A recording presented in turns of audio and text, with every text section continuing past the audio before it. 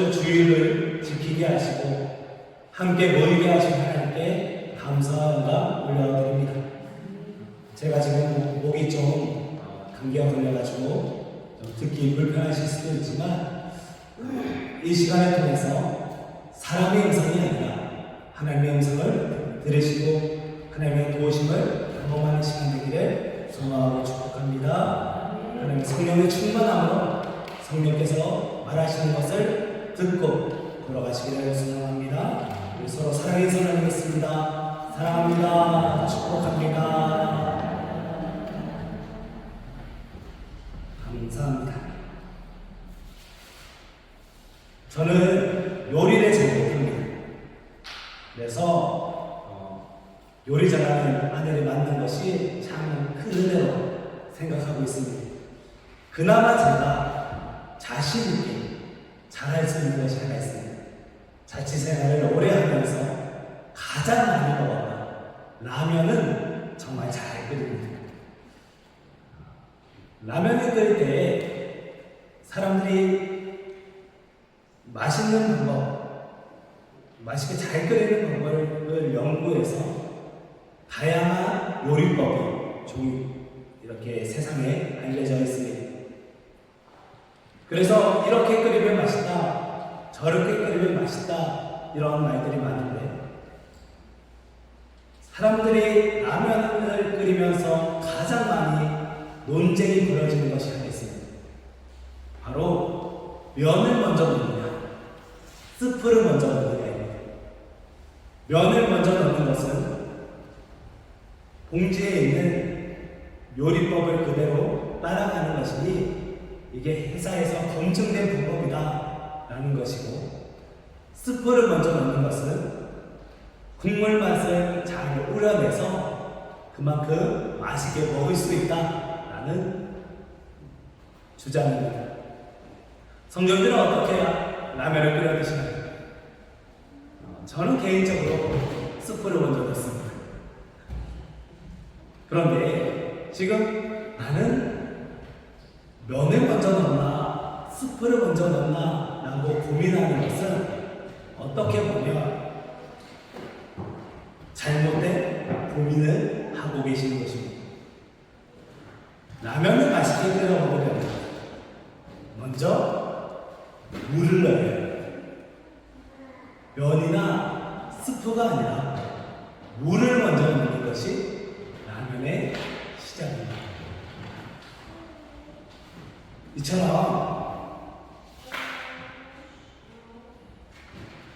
면이나 스프가 아니라 물을 먼저 넣고 끓여야 라면을 끓일 수 있습니다. 냄비에 물을 먼저 넣는 것 기본 중에 기본입니다. 우리가 성도로 산다는 것도 마찬가지입니다. 때로 우리는 신앙이 깊어지기 위해 나는 무엇을 해야 할까를 고민해 봅니다. 예배해야 하죠. 기도해야 하죠. 또 찬양도 해야 합니다. 또 교회를 위해 헌신하는 것도 중요합니다. 처음 교회에 와서 예수를 믿고 열정이 있을 때 사람들이 이것도 해보고 저것도 해보고 뭐 이런저런 신앙의 신앙이 깊어지기 위한 여러 가지 일들을 분명합니다. 그런데 틀린 말은 아니지만 이것보다 먼저여야 하는 것이 있습니다. 마치 면이나 스프를 라면을 위해 넣지만 기본이 없이 하는 것들이 있습니다. 오늘 우리가 면이나 스프 전에 물이 기본이어야 하는 것처럼 우리의 성도로서의 삶의 기본 중의 기본이 무엇인지를 깨달아서 하나님께 영광 돌리는 성도다운 진짜 평신도로서 그리고 진짜 성도로서 이 세상에서 살아가는 우리 모두 되기를 주님 이름으로 소망하고 축복합니다. 예수님은 자신이 십자가에서 죽으시고 다시 살아나신 후에 하늘로 올라가셨습니다. 그리고 자신이 떠난 이후에 자신을 사랑하는 제자들이, 믿는 자들이 믿음의 길을 끝까지 제대로 걸어갈 수 없다는 것을, 사람의 힘으로는 걸어갈 수 없다는 것을 잘 아셨습니다. 예수님은 약속하신 대로 분명히 다시 오십니다. 그런데 그날까지 우리의 힘으로 믿음의 길을 끝까지 걸어갈 수는 없습니다. 제자들도 마찬가지였습니다.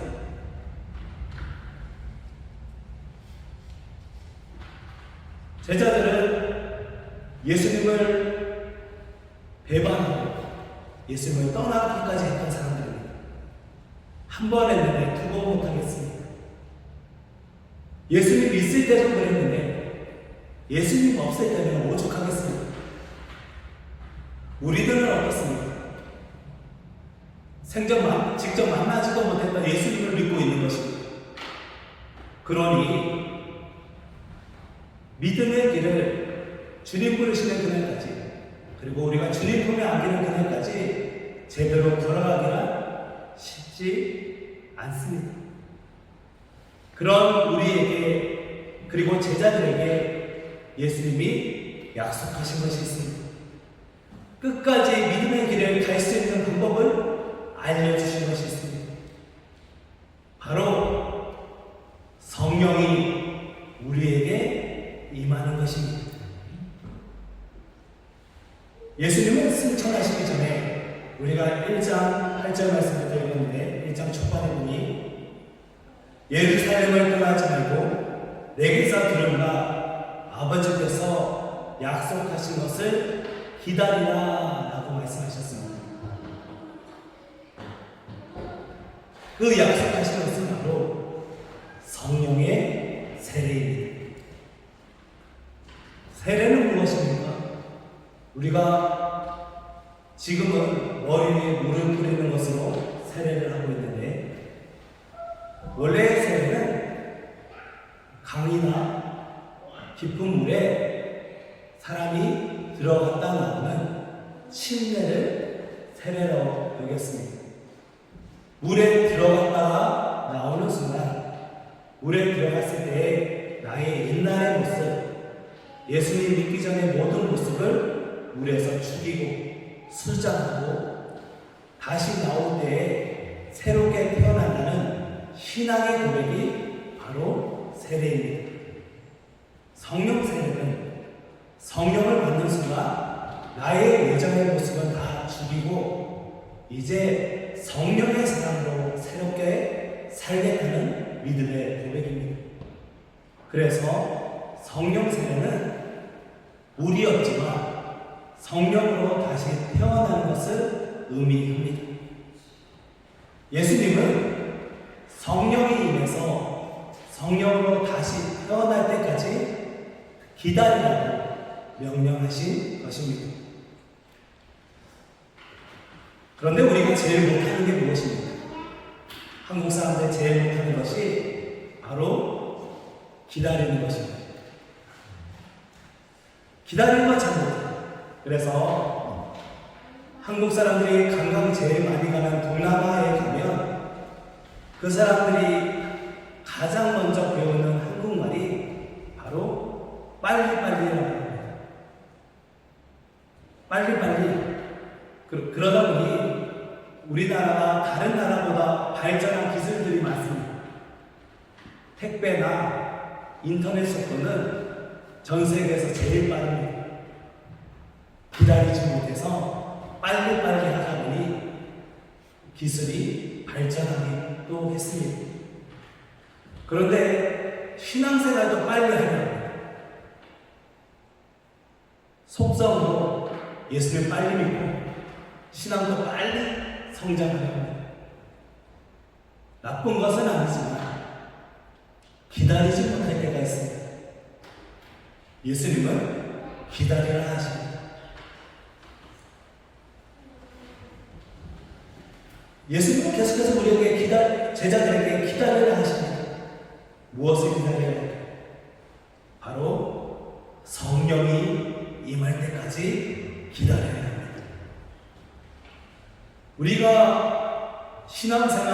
제대로 하고 믿음의 길을 끝까지 가기 위해서는 예배하는 것도 중요하고 교회에 열심히 나오는 것도 중요하고 기도하는 것도 중요하고 헌신하고 헌금하고 최선을 다하는 것도 중요하지만 제일 먼저 성령이 임해야 합니다.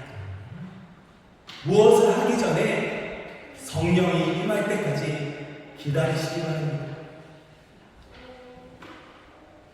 그렇게 기다려서 성령 받은 우리가 해야 할 일이 있습니다. 주님은 우리가 땅 끝까지 이르러 감당해야 할 사명을 하나 주셨는데 바로 증인으로 사는 것입니다. 그렇다면 우리는 무엇을 증거해야 합니까? 무엇을 세상 속에서 증명해야 합니까? 바로 복음입니다. 예수님이 나를 위해 죽으시고 다시 살아나셔서 우리에게 영원한 생명을 주셨다는 것을 세상 속에서 증거해야 합니다. 그런데 이것은 사람의 힘으로 되지 않습니다. 이 땅에서 우리가 예수님을 믿고 예수님을 증거하는 일, 이것을 사람의 지혜와 사람의 능력으로는 절대 할 수 없습니다.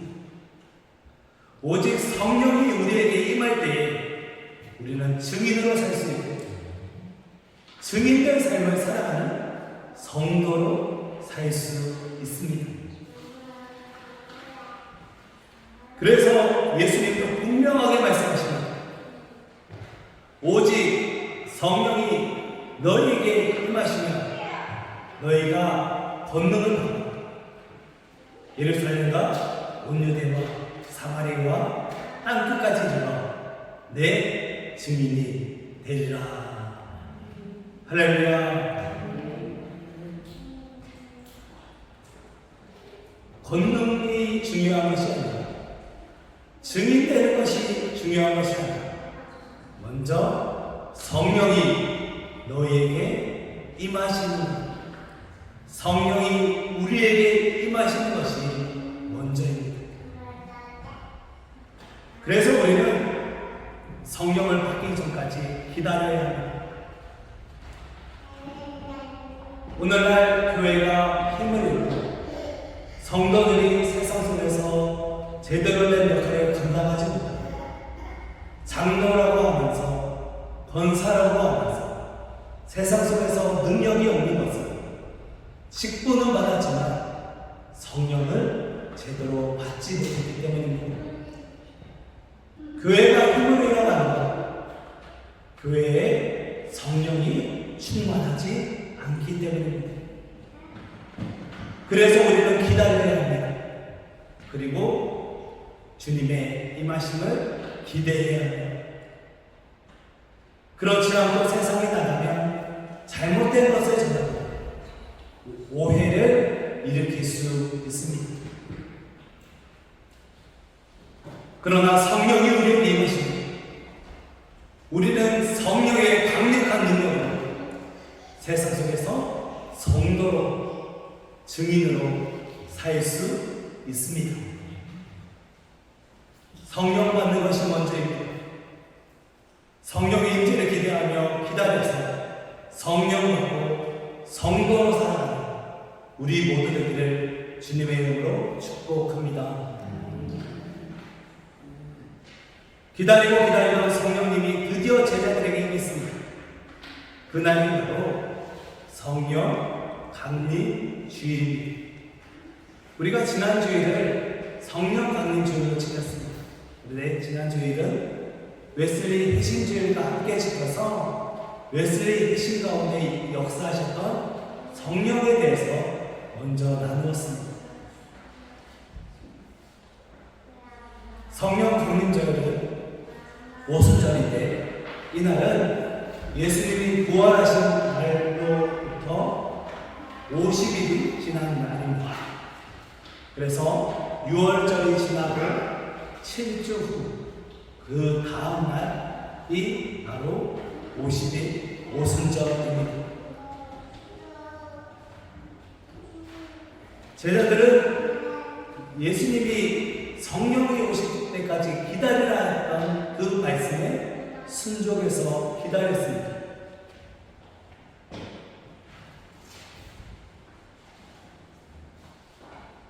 제자들이 누굽니까? 예수님과 3년 동안 동고동락했던 사람들입니다.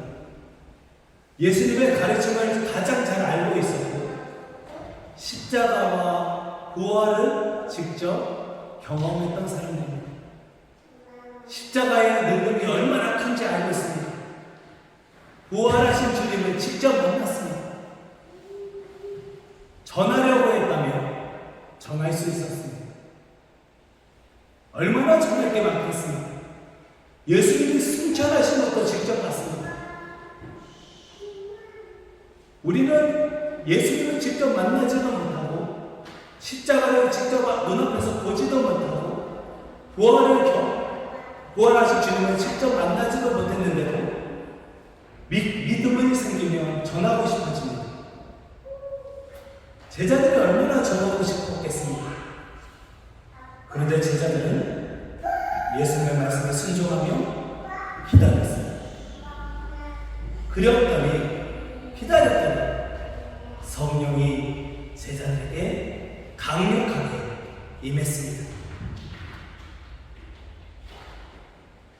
특별히 오늘 본문에서 성령을 불로 설명하고 있습니다. 사도행전 2장 말씀에 보니 불이 임해서 그들이 갈라지는 것으로, 불의 거가 임해서 그들이 갈라지는 것으로 성령의 임함을 설명하고 있습니다.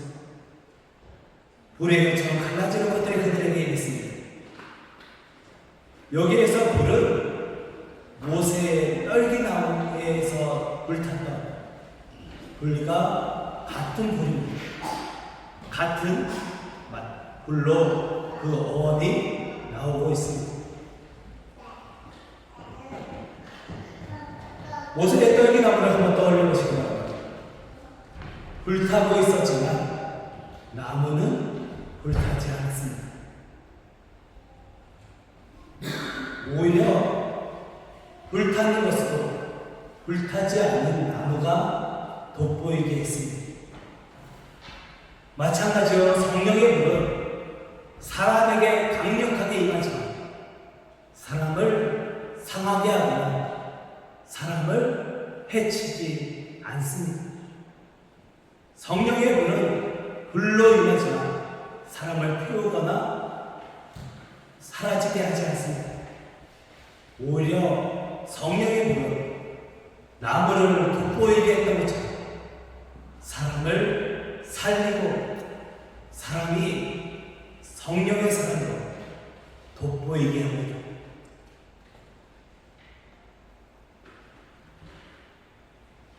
성령의 불은 사람을 살립니다. 세상의 일로 지치고 상한 영혼을 살리는 불이 바로 성령의 불입니다. 자신의 힘으로 세상 속에서 아등바등 이렇게 막 살아보려고 했던 그 사람에게 그러한 시도를 모두 멈추고 성령의 인도하심을 따라 잘 살게 하는 것이 바로 성령의 불입니다. 결국 성령의 불은 살리는 불입니다. 성령이 우리에게 임하시면 우리는 살 수 있습니다. 살리는 불을 받은 성도 제자들은 전혀 다른 사람이 되었습니다. 그동안은 예수님의 제자라고 하지만 성령의 도우심을 깨닫지 못하고 권능을 나타내지 못했던 어설픈 제자였습니다. 그런데 이제 성령의 권능이 임합니다. 방언을 하고 그리고 몇백 명, 몇천 명 그 수와 상관없이 수많은 사람들 앞에서 복음을 증거하는 증인이 되었습니다. 성령의 불이 제자들에게 임해서 그들의 허물과 죄악을 다 태워버리고 오직 예수님만 나타나도록 성령께서 역사하신 것입니다. 성령님을 나타내는 헬라어는 푸뉴마입니다. 이것이 원어를 따라가면 바로 태초에 인간을 만드실 때에 곳곳에 불러넣어 주셨다. 생기를 뜻하는 말입니다. 하나님이 이제 성도의 코에 우리의 숨결에 하나님의 생기를 불어넣어 주십니다. 살아있는 사람의 가장 큰 특징이 무엇입니까? 숨을 쉬는 것입니다. 숨 쉬고 계시고요. 숨을 쉬어야 살 수 있습니다.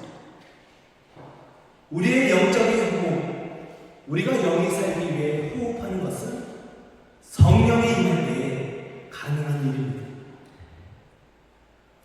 영적인 호흡을 하기 시작한 사람은 이제 자신에게 호흡을 공급하신 하나님과 하나 되기 위해 힘씁니다. 아이가 먹고 살려고 막 태어난 아이가 무엇을 합니까? 엄마 젖을 찾습니다. 먹어야 살기 때문입니다. 그래서 엄마한테서 떨어지지 않으려 엄마와 하나 되기 위해 최선을 다합니다. 영적인 호흡을 시작한 성도도 마찬가지입니다. 영적인 호흡이 어디에서 나옵니까? 하나님에게서 나옵니다. 성령 하나님과 동행해야 영적인 호흡을 할 수 있습니다. 그래서 이제 성도는 하나님에게서 떨어지지 않으려 합니다. 그래야 살 수 있기 때문입니다.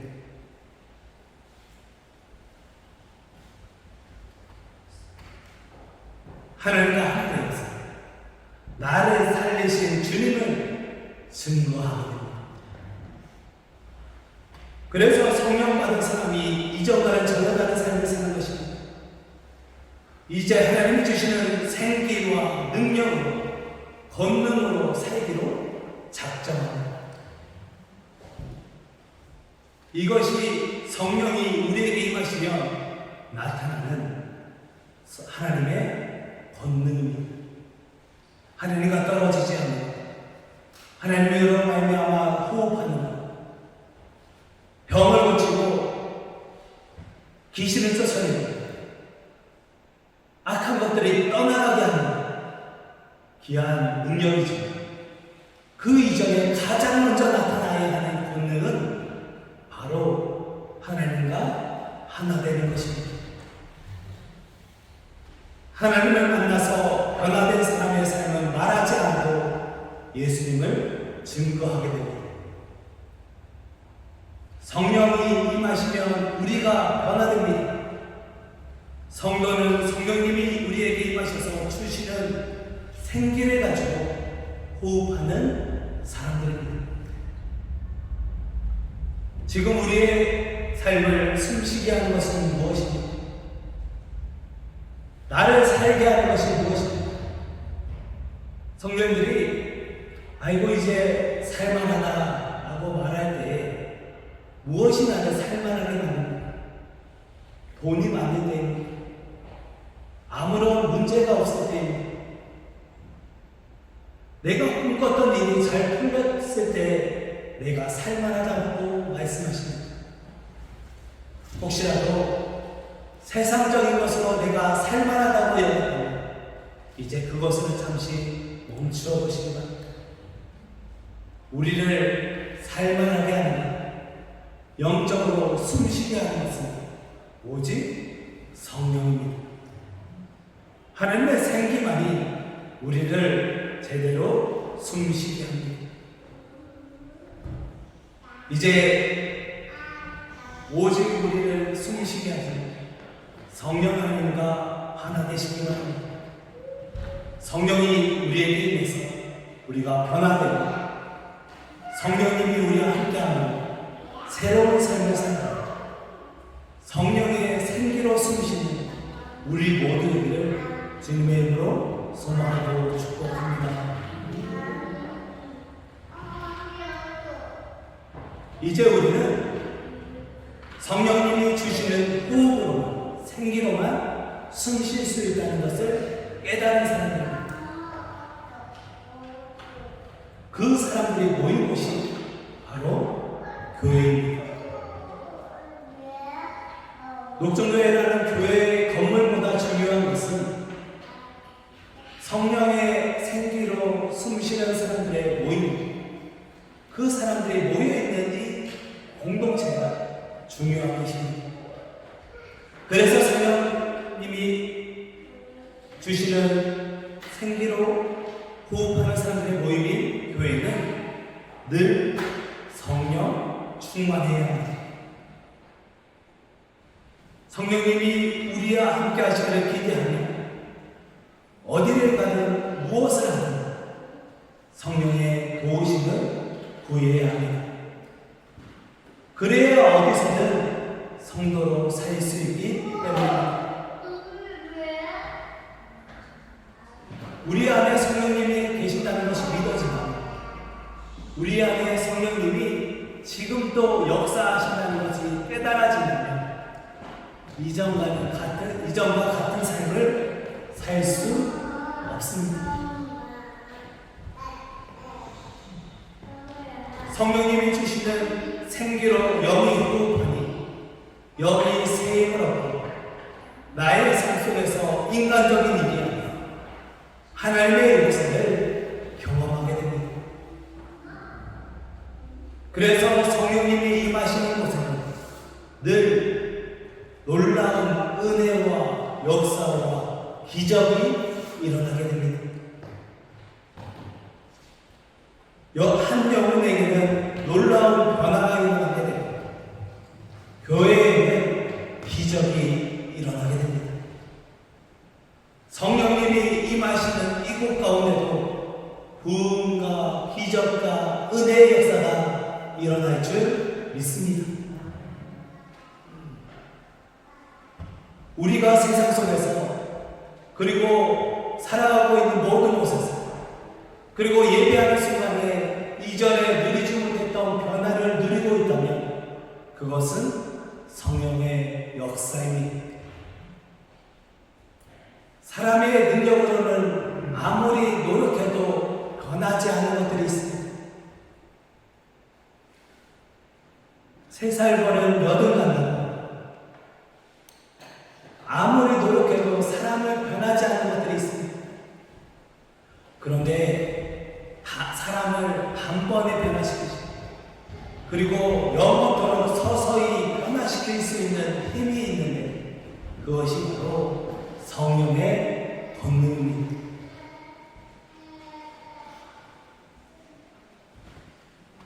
성령님이 역사하시면 우리는 변할 수 있습니다. 새로워질 수 있습니다. 그러니 성령님을 기대하시기 바랍니다. 성령님은 우리와 함께 하시는 자비로우신 주님이시기에 우리를 항상 인내해 주시고 참아 주셔서 끝까지 성도로 살 수 있도록 힘을 주십니다. 저도 성령님으로 말미암아 변화된 사람입니다.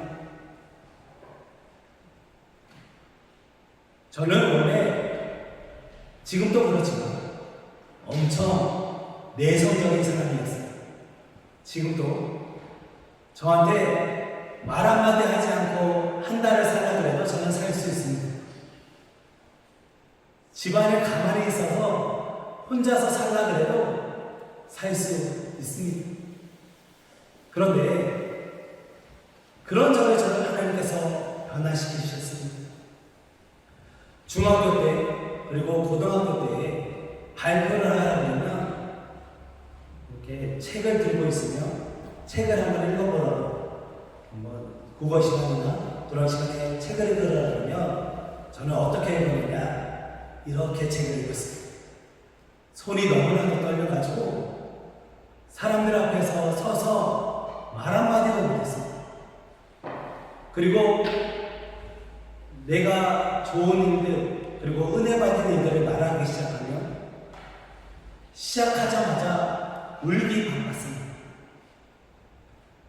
설교를 한다는 것, 복음을 전한다는 것 불가능한 일이었습니다. 제가 신학교 간다고 했을 때 저희 어머니가 걱정했던 것이 그것입니다. 저렇게 소심해가지고 저렇게 마음이 약해가지고 어떻게 목회를 하려고 할까? 설교를 어떻게 하려고 할까? 제가 성령을 제대로 경험하기 전에 교회에서 임원을 할 때 제 친구 지금 다른 곳에서 목회하고 계시는 제 친구 목사님과 저희가 격주로 찬양 인도를 했는데 친구 목사님이 할 때는 찬양 소리가 교회에 가득했습니다.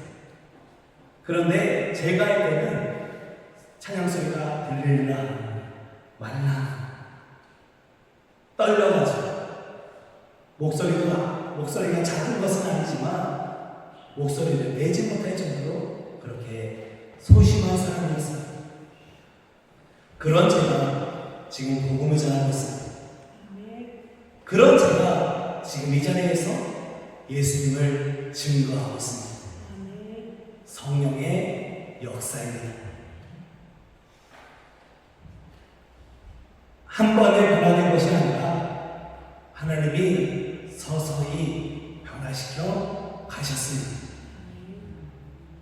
그런데 그 시작은 단번에 변화된 역사였습니다.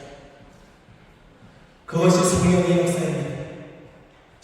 절대 변하지 않을 것 같았던 사람이 변하고 새로운 삶을 살게 되는 것이 바로 성령의 역사입니다. 사람이 설득한 것이 아닙니다. 사람의 감동을 준 것이 아닙니다. 하나님이 하셨습니다. 하나님이 임하시자 변화가 일어났습니다. 우리 녹정교회가 이처럼 이제 전혀 다른 삶을 살아가는 사람들의 모임이어야 합니다. 우리의 삶이 이전과 달라야 합니다. 지금도 변화된 삶을 살고 계시다면 더욱 큰 변화를 기대하시기 바랍니다.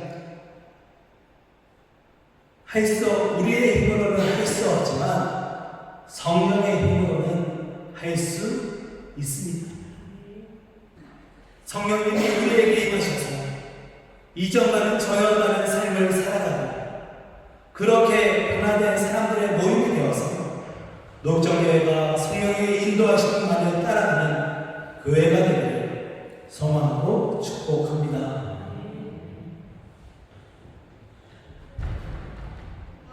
처음 말씀드린 것 같이 라면 끓이려면 물부터 넣어야 합니다. 성도로 살아가려면 성령부터 받으시기 바랍니다. 사명이 어떠한 것은 상관이 없습니다. 다 다르기 때문입니다. 그러나 성령 받아야 하는 것은 똑같습니다. 여기에 계신 성도들의 삶의 모습은 다 다르지만 우리 모두는 성령 받아야 성도로 살 수 있습니다. 그렇지 않으면 영적으로 죽을 수밖에 없습니다. 그러므로 성령님이 우리의 삶에 임재하셔야 합니다. 성령님과 늘 동행하며 사시기 바랍니다. 성령님은 지금 또 이 자리에서 우리와 함께하고 계십니다.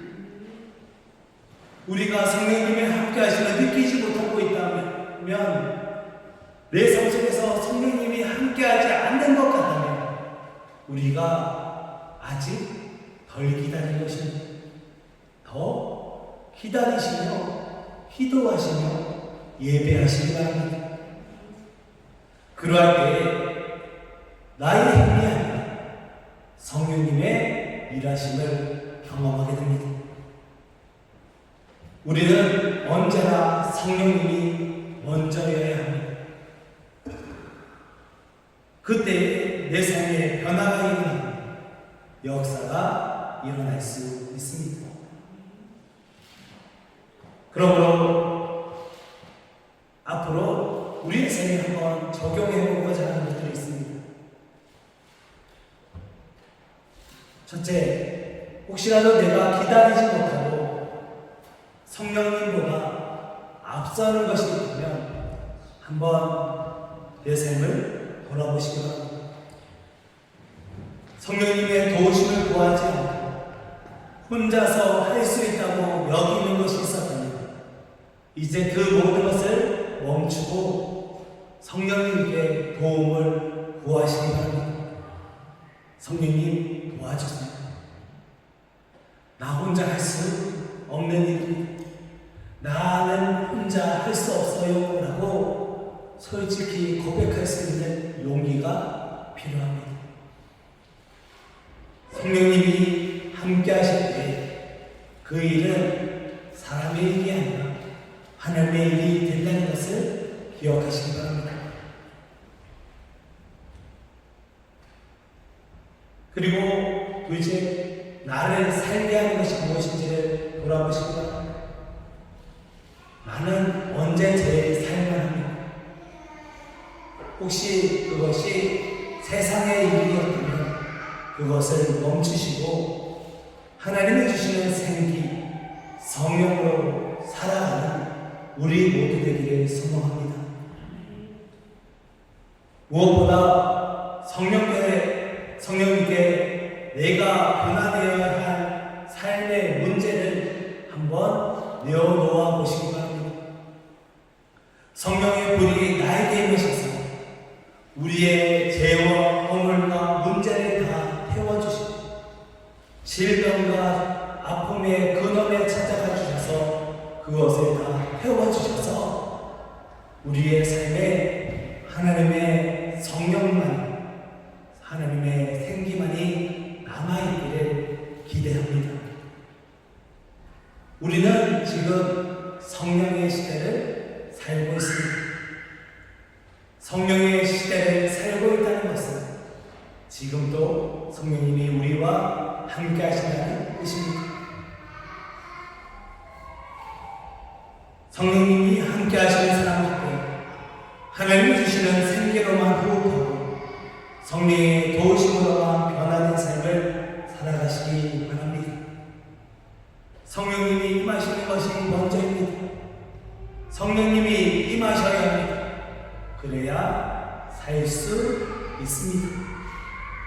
성령님을 만나고 동행하여서 날마다 행복한 삶을 살아가는 진정한 성도, 살아있는 성도 되시기를 주님의 이름으로 소망하고 축복합니다. 기도하겠습니다.